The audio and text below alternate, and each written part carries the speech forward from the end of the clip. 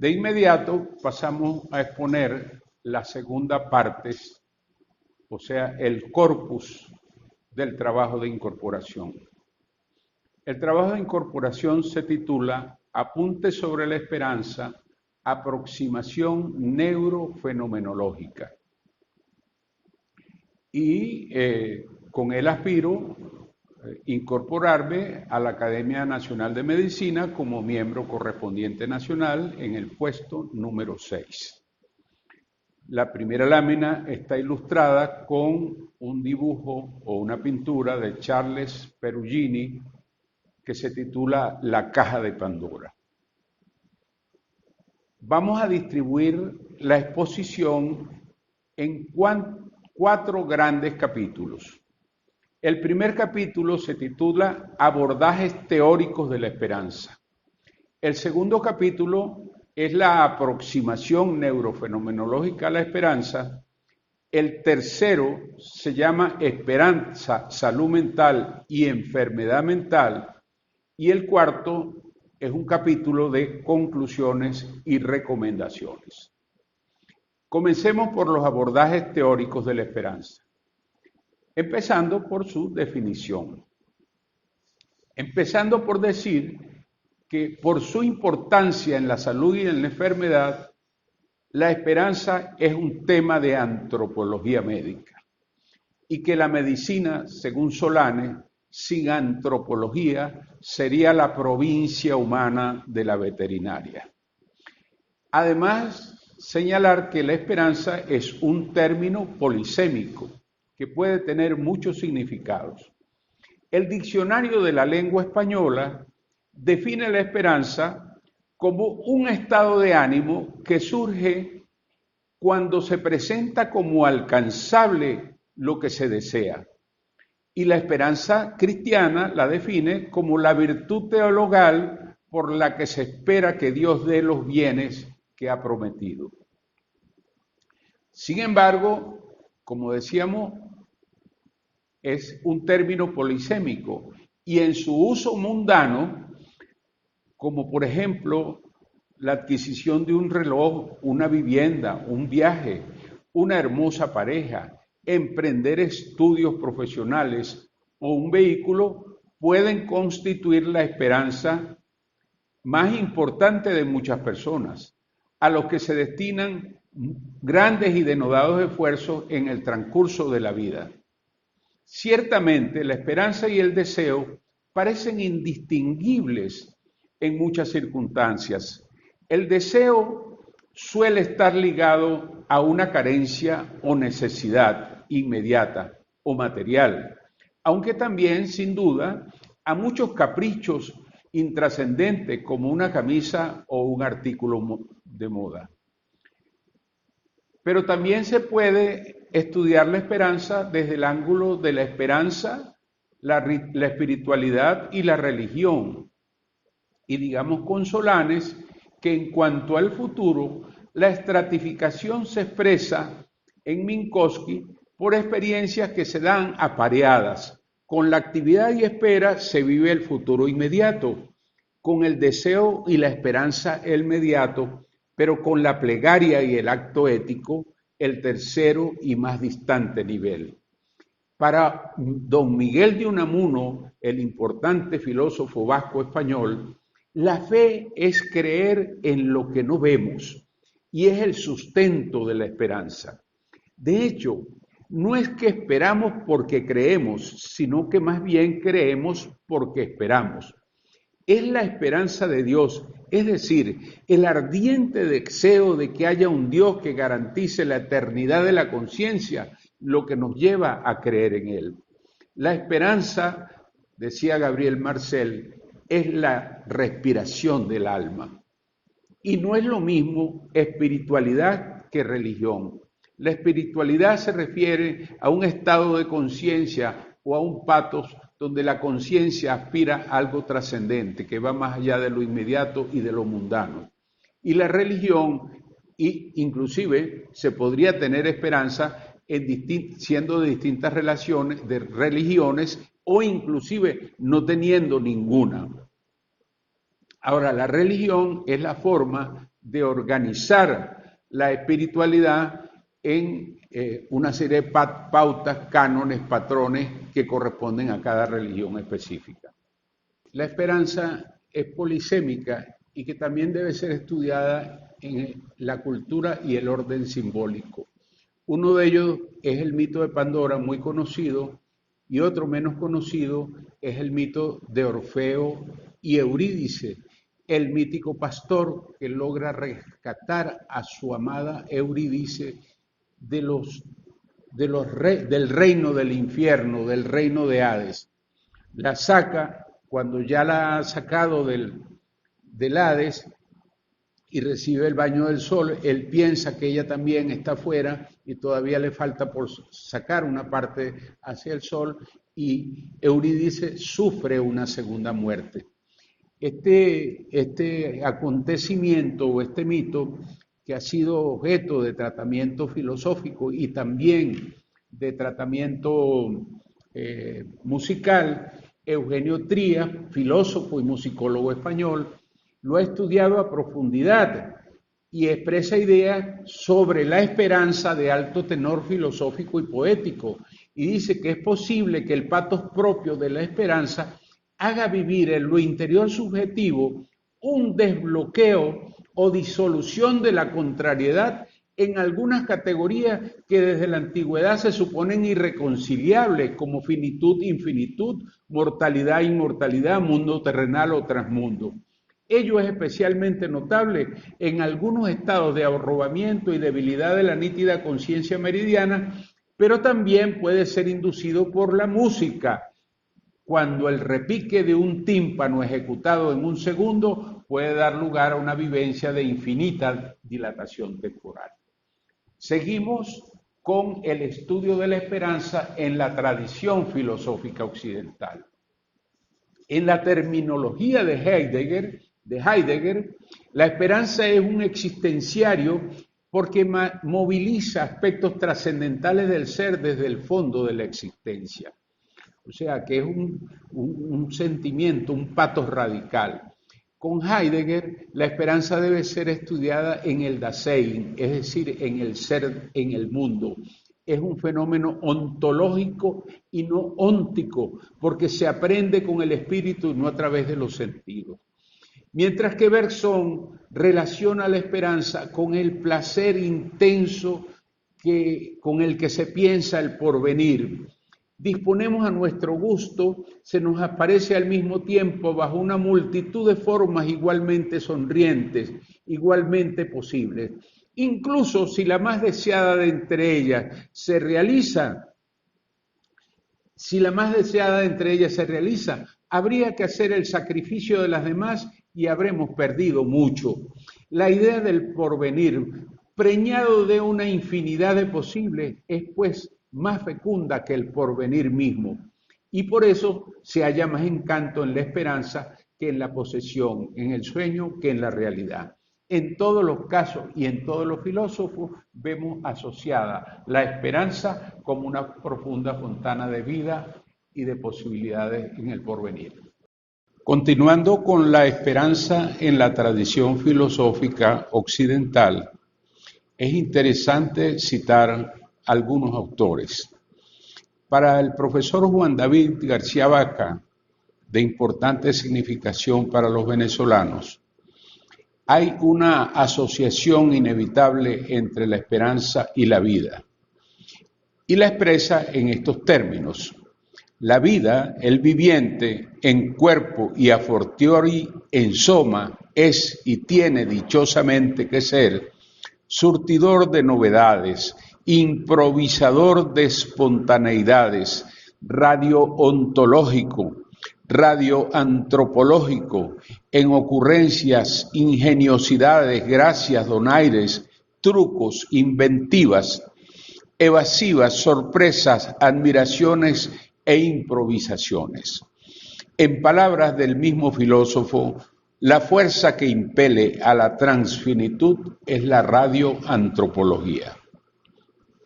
Ludwig Binswanger, psiquiatra suizo, parte del Dasein-Análisis de Heidegger para desarrollar su introducción al análisis de la existencia. Mientras tanto, un autor muy importante y especialmente relevante por ser médico, historiador y también un pensador de la medicina, Laín Entralgo, propone estudiar la esperanza como elpidología. El universo entero está en permanente protección, abierto al futuro. Jamás hay quietud, incluso en el reino mineral. La esperanza para Laín Entralgo es suprainstintiva, suprasituacional e indefinida. En la corriente del pensamiento marxista universal son especialmente relevantes los siguientes autores. Ernst Bloch, filósofo marxista, reconoce el valor de la religión como generadora de esperanza y propone una utopía terrenal o una religión atea. Mientras tanto, Slavoj Žižek, psicoanalista marxista, psicoanalista lacaniano, propone renunciar a todos los engaños paralizantes que se ocultan detrás de la esperanza. La teleonomía es un mecanismo basado en la atracción que ejerce un estado estable final o siguiente sobre un sistema biológico. Imagínense un feto. El feto al momento, o el huevo al momento de ser concebido, ya tiene algo de teleonomía. Nosotros somos lo que estaba en ese feto desde un principio programado, pero que por supuesto somos modificados por acción del ambiente y de muchas otras circunstancias. En realidad, al menos en las situaciones más elementales, el estado final del sistema no es una realidad existente por sí misma fuera del sistema y antes de que el sistema lo implemente. Sin embargo, el punto crucial es que es capaz de regular la dinámica del sistema desde el interior y en este sentido es algo más que una restricción puramente formal que actúa solo desde el exterior, como sigue siendo válido para cualquier otro sistema físico. Ahora vamos a estudiar el segundo capítulo, aproximación a la neurofenomenología de la esperanza. Comencemos por los términos de fenomenología y neurofenomenología con esta fotografía del filósofo alemán y judío Edmund Husserl, quien desarrolla toda la concepción filosófica alrededor de lo que hoy se entiende por fenomenología fue Edmund Husserl, también creador del término egología. Para Husserl es la conciencia el lugar donde se acredita el ser, pues todo otro ser debe anunciarse en ella, todo lo cual le otorga la condición de ser absoluto, entendido en los términos de la sustancialidad cartesiana. Husserl sigue a Descartes en muchas de sus enseñanzas. Se atribuye a Francisco Varela, biólogo chileno, investigador de la conciencia, la creación del término neurofenomenología. Un problema fundamental en este contexto es la definición de los fenómenos conscientes. Estos incluyen la capacidad de atender a las propias percepciones más que al objeto causante de ellas, la sensación de yo en cuanto que agente de intenciones y volición y a la conciencia autobiográfica, como la que habla Antonio Damasio. Practican neurofenomenología muchos neurocientíficos contemporáneos, independientemente de cómo enuncien sus investigaciones. Se puede afirmar que hoy en día es una vía regia de investigación en neurociencia que ha encontrado las mejores y más interesantes preguntas en las humanidades, especialmente en la filosofía, la gran literatura universal y en el arte. La neurofenomenología tiende un puente entre los hallazgos en primera persona de la fenomenología y las investigaciones en tercera persona de las neurociencias. Ese es el gran logro y el gran empalme. En nuestra búsqueda bibliográfica hemos encontrado trabajos neurobiológicos y fenomenológicos sobre el amor, la gratitud, el odio, la belleza, el patos trágico, la angustia, el miedo, la melancolía y otros estados afectivos. Pero curiosamente hemos conseguido muy poco sobre la neurofenomenología de la esperanza. Será a la luz de estos estudios que podremos formular nuestra hipótesis neurofenomenológica, siempre en un plano teórico, pero con rigor hermenéutico y debidamente fundamentada, porque no disponemos de recursos económicos ni tecnológicos para realizar trabajos experimentales de alta complejidad. ¿Cuáles son los hallazgos neurocientíficos en los que podemos fundamentar nuestra propuesta? Vamos a presentar una síntesis muy compacta de cada uno de los datos. El estudio del amor en la filosofía, la literatura y el arte. Semir Zeki, neurobiólogo del University College of London, refiere que las áreas del cerebro implicadas en este sentimiento son tanto corticales como la ínsula media, la circunvolución del cíngulo anterior y el hipocampo, como subcorticales, especialmente parte del cuerpo estriado y posiblemente también el núcleo accumbens. Por cierto que accumbens significa acostado, sería el núcleo acostado, que forman parte del llamado cerebro emocional, involucrado a su vez en el sistema de recompensas, refuerzos y también en muchas otras emociones. O'Daly, en un estudio erudito sobre la libido, actualizado con las últimas investigaciones de la fisiología cerebral y de la neuroendocrinología, aunado a una aguda penetración teórica en la rica tradición psicoanalítica, propone que la libido está gobernada por la vía dopaminérgica mesolímbica y que tiene un papel axial en la conformación de la estructura consciente e inconsciente de la existencia humana. Pero también Semir Zeki ha hecho estudios sobre la percepción de la belleza y la fealdad, donde interviene especialmente el córtex órbitofrontal con activación de la corteza motora. Michael Trimble, un neurobiólogo británico, ha estudiado mucho la experiencia mística y sus resultados sugieren que en la experiencia mística regiones de los lóbulos parietales están subfuncionales y que hay una correlación inversa entre el incremento de la actividad en los lóbulos frontales y la perfusión parietal. Las áreas de asociación parietal involucradas tienen que ver a la izquierda con la sensación espacial del ser, del self, del esquema corporal, y a la derecha con el espacio exterior donde el self puede existir, el sí mismo, pues, de los ingleses. También se ha registrado un incremento bilateral de la actividad del giro cingulado y del tálamo en las experiencias místicas. Pero es interesante estudiar a Michael Trimble en su libro ¿Por qué nos gusta llorar? Ha partido del patos trágico de Nietzsche y ha estudiado los fundamentos neurobiológicos posibles del patos trágico y se encuentra con que los sectores cerebrales involucrados son prácticamente los mismos de los que se activan en el amor o en la experiencia estética, con la diferencia de que hay una variabilidad. A veces activa uno y a veces se activa otro.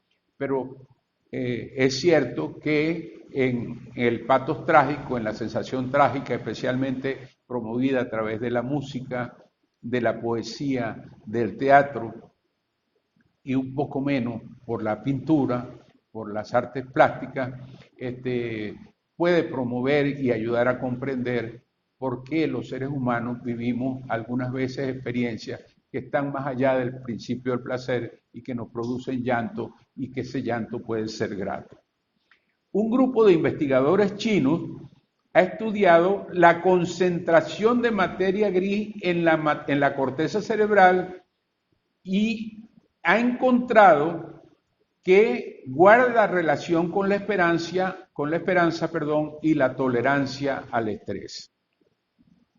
Ahora, así como hay sistemas que posiblemente se solapen con la esperanza, como los que acabamos de describir, hay sistemas que son incompatibles con la esperanza, que son aquellos que se activan cuando tenemos miedo, angustia, ansiedad, desesperación, o cuando estamos frente a una situación de peligro.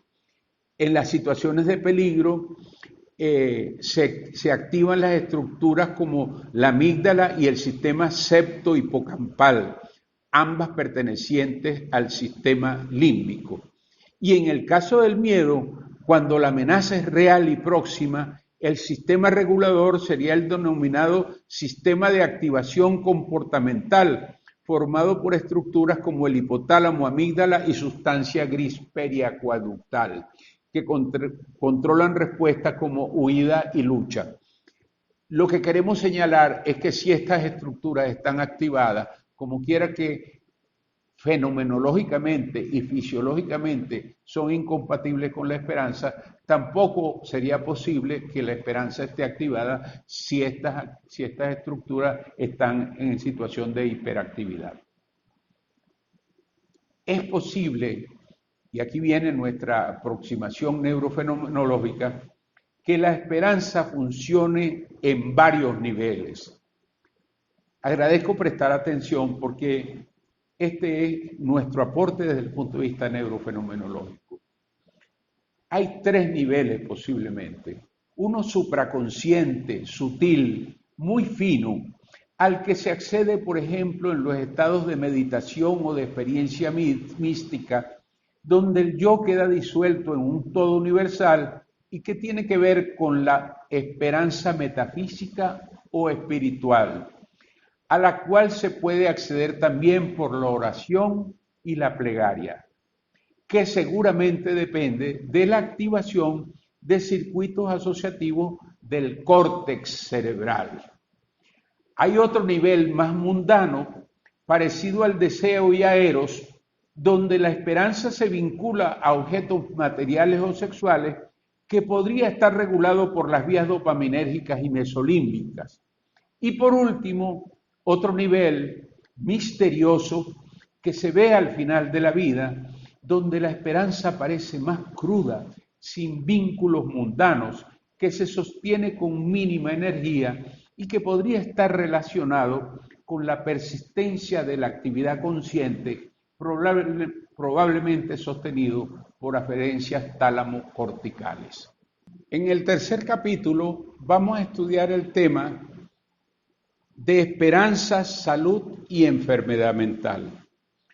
Tenemos que comenzar por reconocer o partir desde el punto de vista epistemológico del pensamiento complejo de Edgar Morin.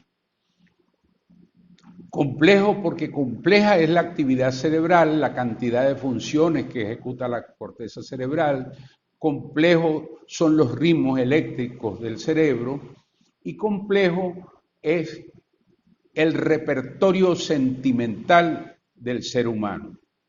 Lo sano es experimentar todos los sentimientos y emociones. Ninguno de ellos es patológico en sí mismo. Podemos sentir miedo, rabia, temor, angustia, alegría, tristeza, deseo sexual, congoja, perturbación, indignación, odio. Todo eso es parte del repertorio sentimental y ninguno de ellos es patológico en sí mismo. Lo que es patológico es cuando uno de esos patos, uno de esos estados emocionales, uno de esos templos emocionales se apropia de la vida psíquica y se convierte en un patos hegemónico o en un único patos desde el cual se mira todo el resto de la vida. La subjetividad entonces queda gobernada desde un lugar anacrónico de la naturaleza, ubicado en ese sistema límbico que se ve allí en la lámina y especialmente de las descargas del núcleo amigdalino. Ocurre entonces una pérdida de complejidad y una simplificación de la vida sentimental y cognitiva. porque la vida se reduce a un único único patos. La tristeza no es patológica en sí misma. Si jamás se sintiera tristeza, sería imposible la empatía con el sufrimiento ajeno. Pero en el estado melancólico propio de una depresión mayor, grave y profunda, la esperanza puede abandonar al paciente y llevarlo dolorosamente, inclusive hasta el suicidio. Se considera que el delirio tiene un efecto ortopédico. Uno puede ver un enfermo mental deambulando en la calle, vestido con harapos, y sin embargo porta en su mano un bastón, y ese bastón viene enrollado en unos cables y unas chapas de refresco, y resulta que ya no es un bastón, sino que simbólicamente es una antena con el cual esa persona en harapo se comunica inclusive con el firmamento entero o con la divinidad. Ese es el efecto reparador del delirio, que puede tener un riesgo muy alto, como por ejemplo, en el caso del que el enfermo se sienta poseído como Jesucristo y sienta que debe dar su vida por salvar la humanidad. Pero también hay una esperanza maníaca, que es la exageración de la esperanza. El maníaco no tiene límite, no tiene autocrítica y todo lo ve posible. Allí existe una disminución del pensamiento autocrítico, de la capacidad de discernir, se pierde un poco la capacidad de juicio y entonces el maníaco no tiene límites en su esperanza. Por ejemplo, el delirio expansivo de Don Quijote de la Mancha. No había ningún límite en ese delirio. Todo era placentero y ofrecía un mundo de grandes logros y satisfacciones, tanto para el Quijote como para Sancho Panza. La bondad y la maldad también pueden envolver la esperanza en muchas y variadas circunstancias. Entonces la esperanza adquiere un sentido perverso, como por ejemplo cuando el grupo de delincuentes se prepara para ejecutar un crimen y tiene la esperanza de que le salga bien. Esa es una esperanza pervertida. La parte saludable del pensamiento trágico y la desesperanza. La verdad es que un pato en permanente esperanza tampoco es sano. Uno tiene que tener la posibilidad de elaborar pensamiento trágico y de descreer lo que uno está sintiendo y pensando para ubicarse eventualmente en la realidad. Ahora, lo malo es vivir permanentemente en trágico o desesperanzado. El miedo, el pánico, la ansiedad y la angustia son casi sinónimos, tanto desde el punto de vista fenomenológico como vivencia sentida, como desde los circuitos cerebrales involucrados. Y el trastorno por síntomas somáticos, hipocondría, como que incluye lo que siempre llamamos hipocondría, también es un patos que complica la esperanza y que puede dar lugar a muchas frustraciones en la relación médico-paciente, porque el paciente se molesta porque no encuentra una explicación dentro de su lógica clínica y positivista para las quejas que le está prestando el enfermo. Por último, vamos a llegar a un grupo de conclusiones y recomendaciones. En primer lugar, decir que la esperanza es un tema de alta importancia en la teoría y en la práctica médica, porque hace parte fundamental de la salud y de la enfermedad. Se puede tener, perder y recuperar en diversas circunstancias. Por definición y rigor hermenéutico, solo el hombre es capaz de sentir esperanza, aunque los animales no humanos sí tienen capacidad de esperar. Para atender los casos de desesperanza y desesperación tan frecuentes en la consulta médica, el médico debe estar preparado tanto teórico como prácticamente en antropología médica, porque una formación sesgada por el reduccionismo biologicista solo le va a producir conflictos interiores que se verán reflejados en la relación médico-paciente. La formación en antropología médica debe ser materia de estudio en pre y posgrado. Quiero presentarles, ya para terminar la exposición, dos ejemplos para pensar. Uno es el caso del poeta Paul Celan, un poeta que pensaba en alemán. En su poema Todesfuge, o Fuga de la muerte relata la vivencia de las víctimas de Auschwitz, donde los nazis obligaban a cantar a los prisioneros nostálgicas canciones mientras cavaban sus propias tumbas. La melodía era en la forma musical de la fuga. Uno de los párrafos dice lo siguiente: negra leche del alba la bebemos de tarde, la bebemos a mediodía de mañana, la bebemos de noche, bebemos y bebemos, cavamos una fosa en los aires, no se yace allí estrecho. Vive un hombre en la casa que juega con las serpientes, en la casa vive un hombre que escribe al oscurecer Alemania tu pelo de oro, Marguerite. Lo escribe y sale de la casa y brillan las estrellas, silba sus mastines, silba sus judíos, hace cavar una fosa en la tierra, nos ordena tocad a danzar. Paul Celan falleció arrojándose a las aguas del río Sena en el año de 1970. El otro relato con el que quiero ya definitivamente concluir la exposición se refiere a Simón Bolívar en una zona de Perú que se llama Pativilca, como está representado aquí en este cuadro de Tito Salas. Tiene que ver con las vicisitudes de Simón Bolívar en medio de las guerras de independencia americana. Primero ocurre la batalla de Pichincha en 1822, entre las tropas comandadas por Antonio José de Sucre y el general español Melchor Aymerich, y se declara la independencia de Quito. En los años que siguen, Bolívar se desplaza entre Quito y Lima. Andaba cansado y quebrantado, muy enfermo.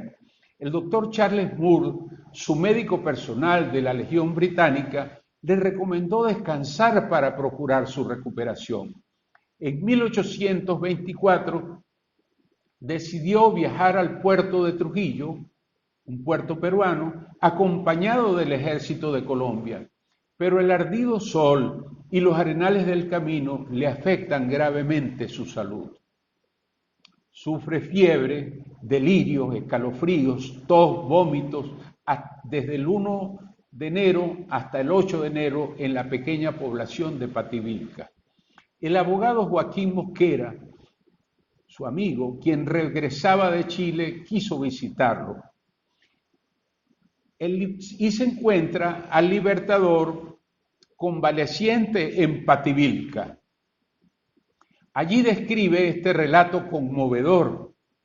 Seguí por tierra Pativilca y encontré al Libertador ya sin riesgo de muerte del tabardillo que había hecho crisis, pero tan flaco y extenuado que me causó su aspecto muy acerba pena.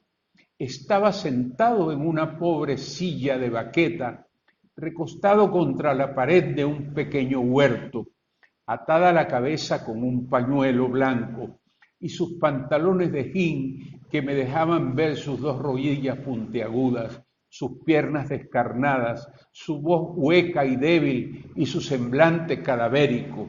Le pregunté: ¿y qué piensa usted hacer ahora? Entonces Bolívar, avivando sus ojos huecos, con tono decidido, me contestó: triunfar. Con esto termino. Muchas gracias por su atención y espero que haya resultado de provecho esta exposición. Muy agradecido.